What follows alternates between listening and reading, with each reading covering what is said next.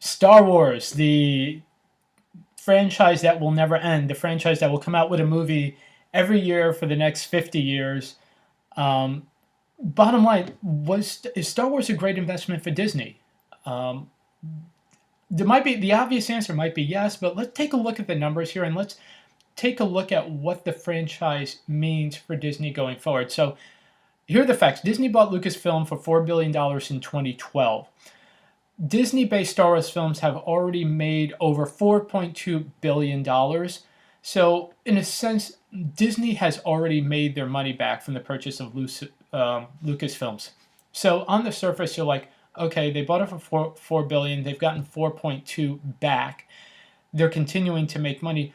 But let's take a deeper dive into sort of Disney and how Lucasfilms is integrated into their company and see, is it a good investment going forward, or can it become a liability? So Disney has a huge portfolio of assets. They have their movie studio. They have a bunch of studios, within the Disney company.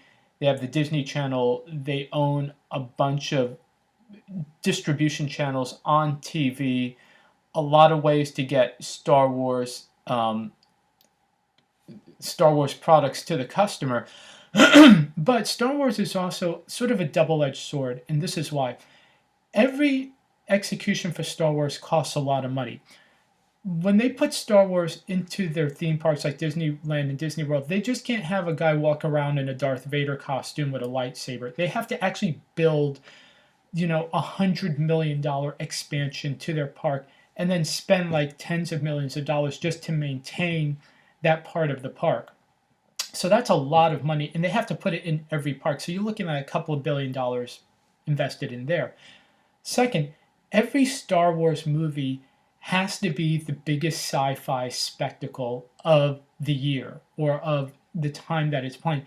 Star Wars cannot be upstaged by a Marvel movie or a DC movie or a James Cameron movie. So that means every Star Wars movie has to cost at least $250 million. And that includes the sort of the one-off projects like the Solo movie or a Ben Kenobi movie or a Yoda movie, because you can't have the main Star Wars movie look really epic and then have the one-off movies look really cheap. It's going to hurt the brand. So you're looking at $250 million minimum to make this movie. Plus, you have to double that amount when it comes to marketing. So Disney, for every Star Wars movie, they're basically in it for $500 million.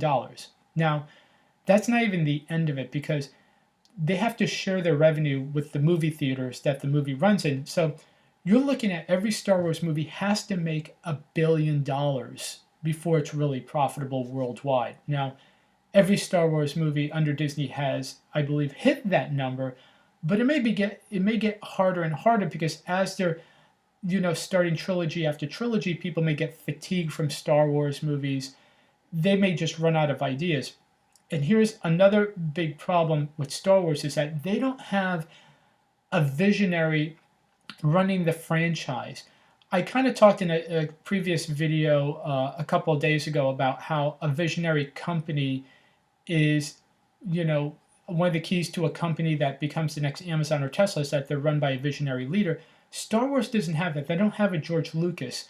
Really, all they have is Kathleen Kennedy, who's the Star Wars producer, who's not necessarily what you would call a creative producer. She's probably more of just a manager. But they don't have that one person who's overseeing everything in the Star Wars universe, making sure there's quality control throughout the movies. And the Han Solo movie project is an example of that, where they had to remove the director and bring in Ron Howard. You get one or two Star Wars movies that doesn't fit in the Star Wars mold, or it doesn't do well, and that can hobble the franchise. And if one of those big movies hobbles the franchise, then people are less likely to go to the theme parks. People are less likely to buy the toys. The kids are less likely to get into the cartoons. So my overall feel about the Lucasfilm purchase by Disney was, it was a great purchase because they've already made their money back. And it's kind of a given. You can spend $4 billion and get it right away. But going forward, that property is a huge potential liability for Disney, because if the wrong people are running Disney, the Disney films, it could just easily be a money loser and be an embarrassment. And if they try to unload Disney for whatever reason to, Fox or someone else, they they may not get the price that they think they're going to get, because the other studios, first of all, there'll only be how many studios can buy the Star Wars franchise? Not that many. And they could say, well, look, the franchise is damaged. We're not going to pay what you're asking. We'll pay half. So, one of the great lessons that I like about looking at Disney and Lucasfilms is that you could look at any acquisition in general. If you look at one company acquiring another, just don't look at how much it costs to acquire that company, but look at the cost going forward. I saw a great video, I think, Financial Education's channel was talking about how Buffett may buy Starbucks, which is a great purchase, and that would make a lot of money. But you also have to consider going forward, will the managers at the corporate managers at Starbucks, will they still be able to grow the brand, continue the brand, or will that become a liability? So that's always great to consider when you're looking at an acquisition, is the long-term liabilities. Thanks. Bye.